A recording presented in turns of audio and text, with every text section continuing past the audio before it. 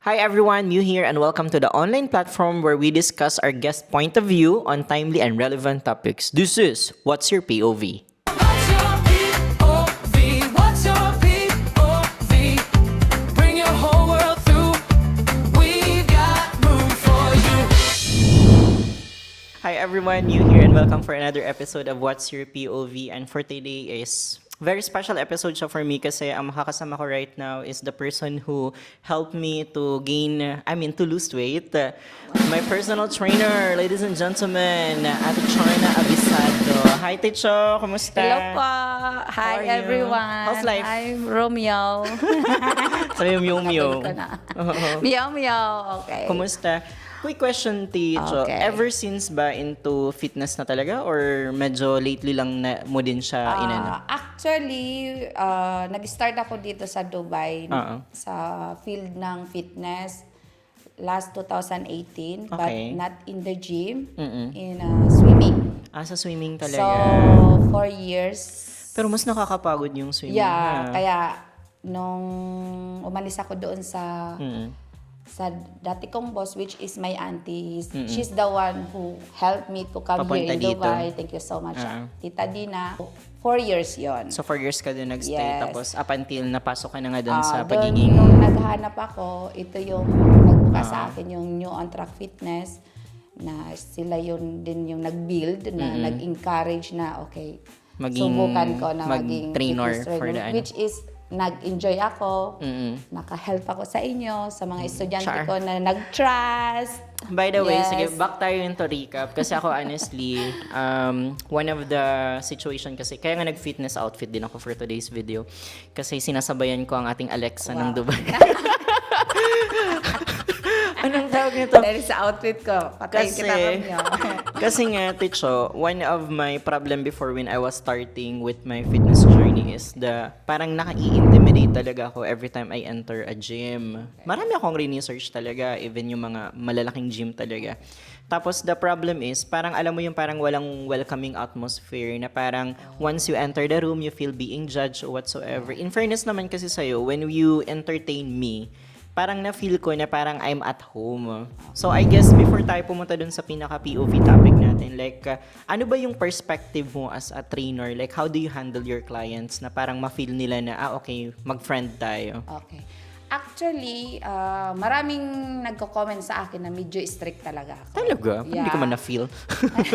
Pero once na may client akong ini-entertain for the first day, sinasabi ko talaga yung honest na don't give to the gym 100%.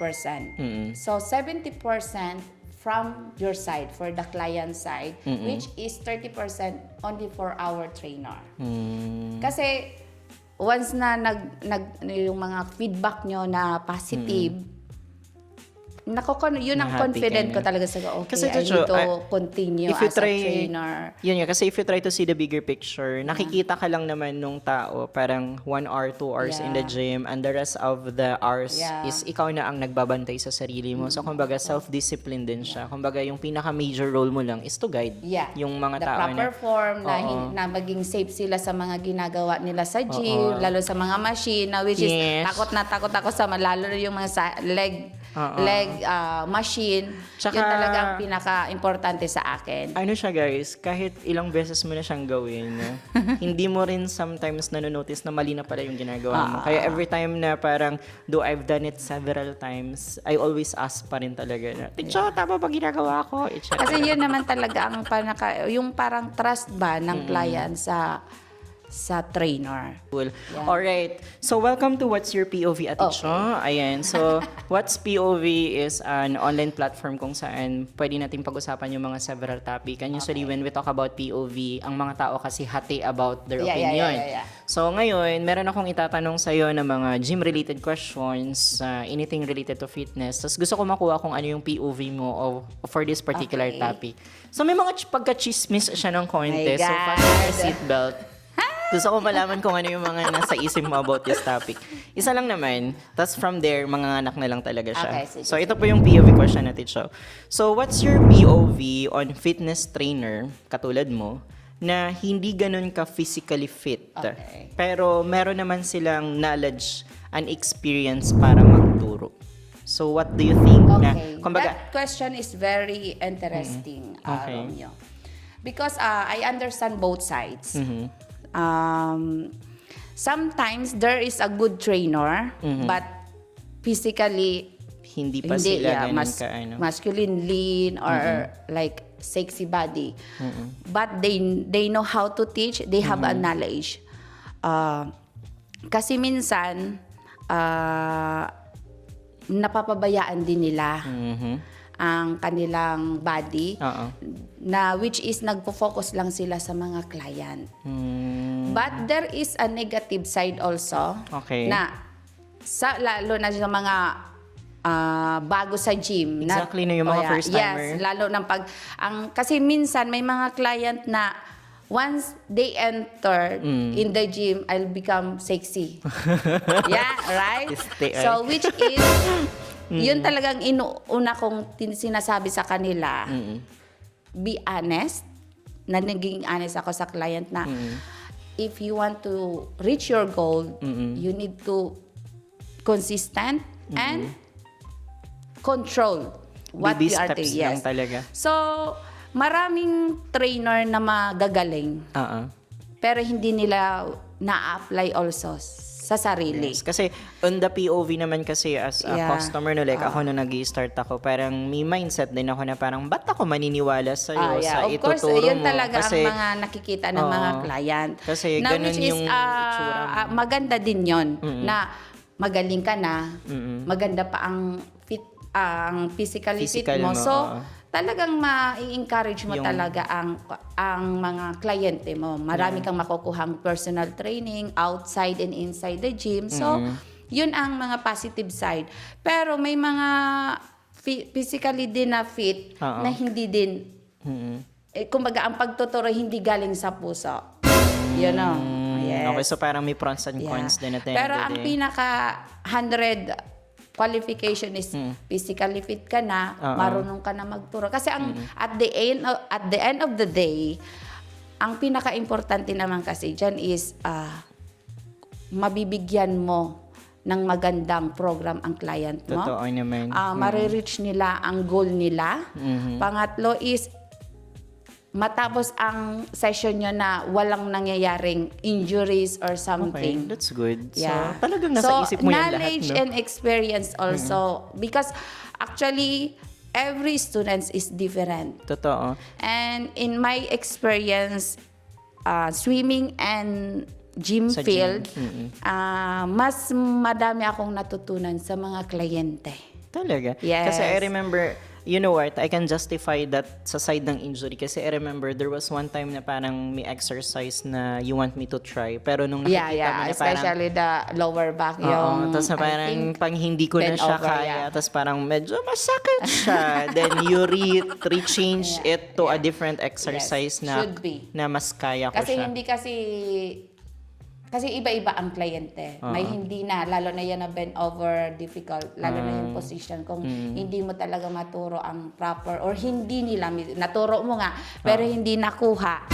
So, you So, need to find By the another way. I started with Ate Cho ng 64. Now I'm at my Pero- 74 rather. 74 74. kilo. Tapos ngayon na ako.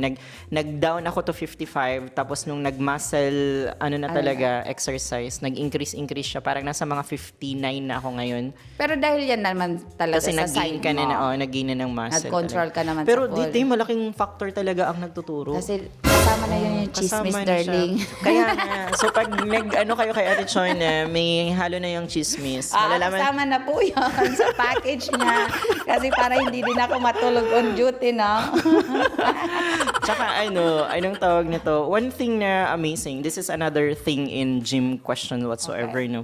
Yung, let's say for example, you are already doing your workout, tapos all of the sudden parang how would you imply independency naman dun sa tao? Kasi hindi naman all the time mababantayan mo eh. So, how do you motivate yung mga ganitong client na kailangan magawa mo to kahit wala na ako? Actually, yun ang sinasabi ko sa lahat ng mga clients na once na tinuro sa inyo, tandaan nyo, lalo na ang position form, you know. Pero ako naman, lalo na sa mga talagang first time in the gym, before ko sila iniiwan, tinitingnan ko muna yung form or 1 to 2 sets. Tapos pag 3 sets, sometimes iniiwanan ko. Pero yung mata ko, nandun pa rin. Kasi alam mo na, pag Nababantay morning, na. mag-isa lang ako. Tapos nakikita mo, 5, 6. Pero yung mata ko pa rin. Pero yung sa mga machine na masyadong delikado, doon talaga ako nagwo-watch. Which is, ang mata ko is Doon pa rin doon pa rin sa mga kasi minsan depende ako kasi mapi-feel mo kasi kung may trust na talaga ako sa estudyante kung ito talagang estudyante na to, titingnan ko, alam niyo yan. So, pag nakikita ko naman na marunong, na which is sa mga side natin, sa mga kabayan po, medyo May disclaimer. maritis lang, pero so far, mga very good naman. Madali ba? That's nice. Madali ba tayo maka-pick up? Yun lang talagang masasabi ko sa mga client. Tsaka ako, like, for example, nung nagsa-start pa talaga ako, yung factor of intimidation talaga yung nakakatakot. Yung parang, kasi nga, you feel like you're being judged by a lot of people around you kasi nga, majubis pa tayo during that time. Tapos parang, I remember kahit yung simple na machine, hindi ko talaga siya mabuhat. Sobrang hirap na hirap. Pero at Wala least pang ngayon, di ba? weights at yun. Ngayon, nagsasarili ka na sa ibang gym, ha? I know. Fairness. Independent gym naman Yeah. yun. Oo. Pero member pa rin ako sa inyo, huwag ka mag-alala. Hanggang January yun, don't worry. Pag ano lang yun. Tapos, minsan hindi nga na naging encounter yung schedule natin kasi sometimes I go there with early morning o di kaya late afternoon. So, ganun siya. So, I guess yung independency. Pero what I do, no, siguro for advice na lang siguro for those who are willing to do it, nagtatrack ako dun sa mga pinagsisend mo sa akin, te. May sariling album talaga ako. I take a photo kung paano yung form para if ever hindi ka available, yun yung chinecheck ko talaga. Ngayon, balik tayo dun sa POV question natin. Okay. Ngayon, let's say for example, there are some cases naman na katulad nung coach ni Manny Pacquiao, si Fred Roach ba yun? Okay. Si Fred Roach, hindi siya katulad ka-lean talaga kay Manny Pacquiao, pero effective siya as a trainer. Okay. So, ngayon, yung POV mo is more on naman dun sa as much as possible nga, fit ka din. Kasi mas mamomotivate yung client. Siguro ganito na lang, like, what would be our advice siguro dun sa mga trainer na sabihin natin, hindi pa sila ganun ka-fit? Like, would you advise them na kailangan talaga mag-lean din tayo para mas, 'di ba? Ano yung masasabi mo naman sa kanila? Actually, mahirap ha. Lalo na kung a-advisean mo is trainer na.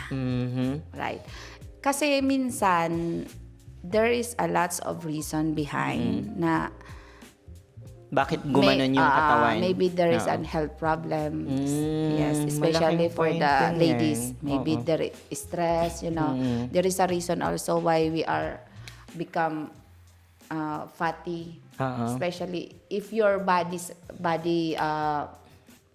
because we have endo, ecto, and meso. Okay. So, doon tayo sa meso, baka wala silang control sa food and stress, lack of sleep. Yun ang mga reason kung bakit tayo nagiging fat. So, pahinga talaga. Lalo na kung ang mga trainer is madaming client, walang time sa pag-prepare ng food, walang time sa sa pagtulog. So, yun ang mga reason kung bakit yun din ang Parang napapabayaan din nila yung reason na katawan nila. napapabayaan ng mga trainer ang body dahil nagfo-focus dan sila sa pagtuturo ng mga client. Na which is hindi mo din ang hindi yun ang pinaka reason. Kasi kung yun ang aanuhin mo, questionin kay ng client mo, anong isasagot mo? Siguro on Parang ganun ba? to balance na lang siguro, I think we can give the benefit of the doubt. So before ka mag-judge na ayoko na sa kanya, siguro know the information behind bakit na ganun siya. And I think siguro as a client also, we have due diligence to do our research kung ano yung background ng trainer din. Parang ano ba yung nagawa niya, baka kasi Yun na nga yun, sinasabi diba, baka ko, champion na Asma. yan ng ng taekwondo tapos ngayon lang kasi Tapos malay paritay mo, matanda na din yung Yes, edad oo. ni din. Yung, alam mo, nagbabago din kasi ang body natin eh. Exactly. Pag- How do you deal naman, Ate Cho, sa mga, let's say for example, first timer ako nung pumasok ako, tapos Okay. hindi ko rin alam kung anong gusto kong gawin sa katawan ko. And then, o di kaya may mga customer na parang, gusto ko lumaki yung puwet ko, mga ganun. So, would you go directly to the request of the client or you resuggest na wag muna yung puwet, unahin muna natin yung ganito? Yeah, because kasi Romeo, ang pag-exercise hindi lang puwet eh. Oo. It's whole body. Mm-mm. Actually, mostly especially for the ladies, gusto talaga nila maliit ang tiyan, malaki ang puwet, malaki ang legs. Yun ang in-explain ko na, okay, tutulungan ka namin or Okay. tutulungan kita, pero tutulungan mo din ang sarili mo. Oh, yeah. Sa start mo ako, Yeah. parang nag-start muna ng mga tagta 10 minutes. Kasi minsan, mostly, nahihilo. Oo. Na nahihimatay. Diyos ko, ay, marami ako niyang Naka-experience client. ka na? Yes. Really? How many times? Last Talaga? time nga, there is a client also na matigas ang ulo na, no, I go before. Oo. And then I'm asking, how many months? 1 year. And then I said, it's year ago. Oo. So you need to start like this. Then he didn't Tapos hindi niya... sumusunod. Sabi ko, okay. Kasi pag mga ganyan, makipag-argumento ka, wala man ako magagawa. Go. Then I said, go. So parang let them have the taste Yeah. of their own medicine muna. Tapos yun ang nangyari. Bubunghat agad ng mabibigat yun. Himatay siya. Talaga? Babae ba to lalaki? Babae, lalaki. Mixed din. Kasi no? may mga akala nila matitibay sila. Oo. Yun pala sa isip lang. Pero pag tingnan mo. Start slow lang talaga, no? Up Yeah, until of feeling course, mo no? okay na. Kasi minsan pag for the first day, nagbuhat ka na, the next day masakit ng katawan mo. So pag nasumakit ng katawan mo, tatamarin ka na, ayoko na. Yun. Kaya yun ang inaano namin talaga Na-feel ko yung pain nung nagsa-start pa. Pero diba? ngayon na parang regular mo siyang ginagawa, parang namamaga lang yung muscle, I pero think hindi na siya. after 2 weeks, makaka-feel ka pa. Pero pag 1 month ka na, tapos Pag regular, at parang least hindi na 4 to masyado. 5 days ka na, may konti, lalo na kung nagdadagdag ka din ng weights, may konti. Tapos hanggang nawala na. Pero hinahanap ko yung pain actually. syempre. Nagugustuhan ko yung parang yung namamaga siya na feel and Yun naman everything. talaga ang pinaka-important, yung may na-feel ako. Okay. Pero more than that, I think yung kailangan tignan natin na bigger perspective is yung sa health side talaga. Yeah, of course. So we're not Ganun yung just dealing about pinaka-importante. reward na lang yung you physically look good. Pero yung pinaka-reward talaga for me is yung health na side. Kasi I remember, makwento ko lang ng konti, yung wake-up call ko talaga at show, I remember when I was invited to be a guest speaker in an event. And then all of the sudden, yung ano niya, nasa parang 5th floor or 6th floor. So ngayon, yung building na yun, namatay man yung elevator. So wala akong choice kundi maghagdan. Okay. Hagdan ako doon, blah, blah, blah. Okay. Tapos pagdating doon, on time yung kasi syempre nahirapan akong umakyat. So nung nagsasalita na ako, continue lang ako mag-explain, blah, blah, blah. When I saw the clip nung documentation, grabe yung hininga ko. Nakaka-bothered siya na parang Siyempre, kala mo may something na sa something heart mo, wrong diba? na sa So yun yung wake up call na ko, hindi kailangan mag-fitness tayo. Tapos yun na yung start na parang I go source kung saan ako papunta. Siguro, how do you deal naman Ate Cho sa mga client na sobrang matigas talaga ang ulo na parang they wanna go with their own ways, hindi ganito ang gagawin ko, ayoko makinig sa'yo, pinapabayaan mo na lang ba? Or are you trying to do a second attempt, third attempt? Actually, 2 to 3. 2 to 3 attempt? Pag hindi pa talaga sila nakikinig.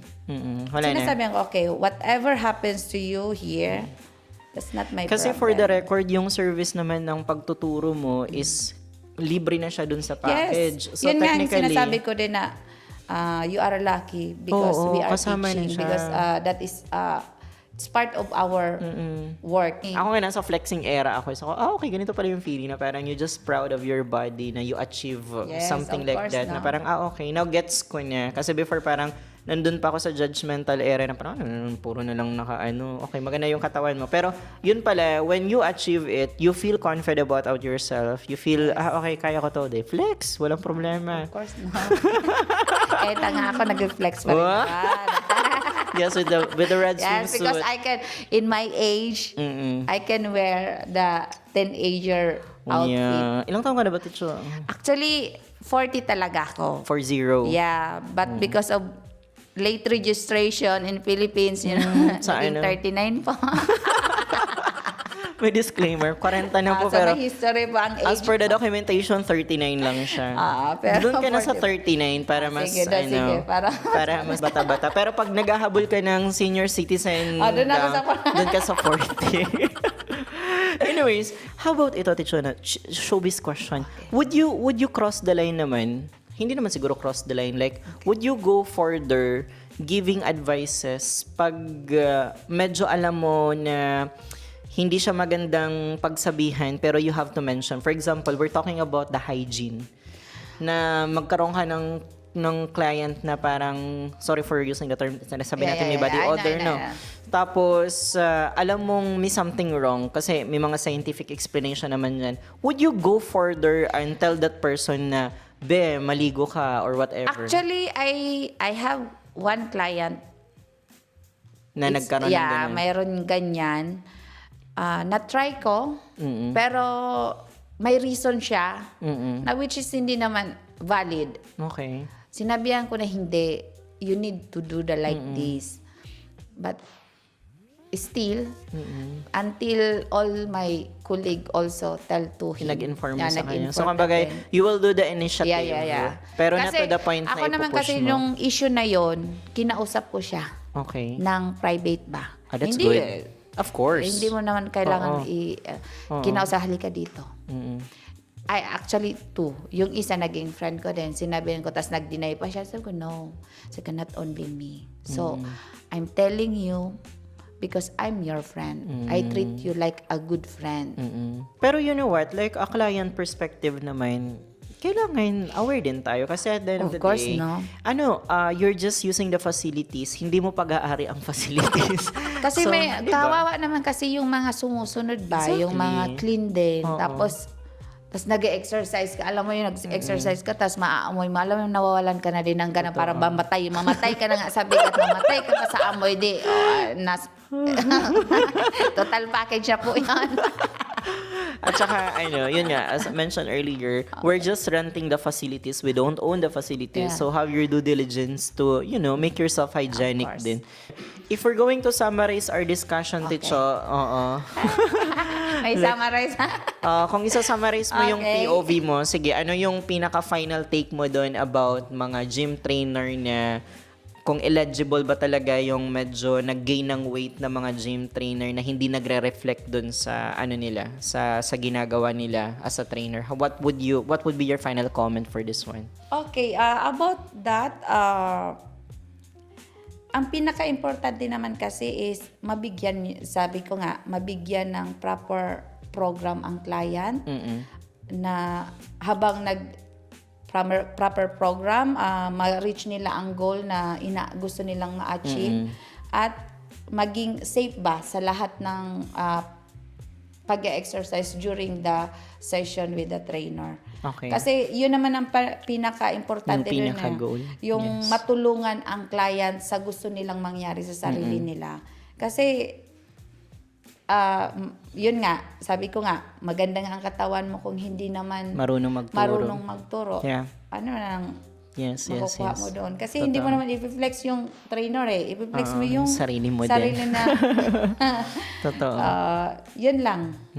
Ako naman siguro, having a conversation with you right now, yung mga realization ko, if I may add my own POV, no, I guess yung pinaka pwede natin gawin as a client, first, I know it's a motivational if ang nagtuturo sa'yo is maganda na ang katawan. That's a plus that is factor. very But, 100. give a chance. I guess yun yung pinakamaganda. Give a chance, know the background of the nagtuturo Of course. for you to identify kung talagang kaya or hindi. If nagbibigay naman ng results sa'yo, maganda yung communication, then I don't see it as a problem. Kasi at the end of the day, ang ini-improve mo yung sarili mo or hindi. Right? Pero kung maybe you're a type of person na talagang gusto mo yummy ang nagtitrain sa'yo, baka jowa ang hinahanap mo, my friend. Hindi, actually, ang pinaka-importante talaga, yung trainer mo ang magpupush Exactly. beyond the Tama, limits na. oo. Kasi may isa na, okay, gawin mo to, ayaw mo, wala na. Hindi ka ipupush ng trainer. Pag yung parang, yun nga sinabi mo, galing sa puso. Sinasabi ko talaga sa inyo, pag nag-train kayo dito, yung pangalan mo maa-announce sa buong gym. Oh, kasi issue na yun po yun sa akin na hindi ko tinatawag sa name. Ramya, yung ganito. Which, you know what, if mataas yung pag-unawa mo, like for example, I really appreciate it kasi that only means that the trainer really cares about you if you're really doing your Yun naman talaga ang pinaka-ano ko sa akin eh. Kasi ang pagturo talaga galing talaga yan sa... Kasi yung iba, minsan, diba? gusto mo na naman ng ganito, wala ka na naman, anong gagawin ko?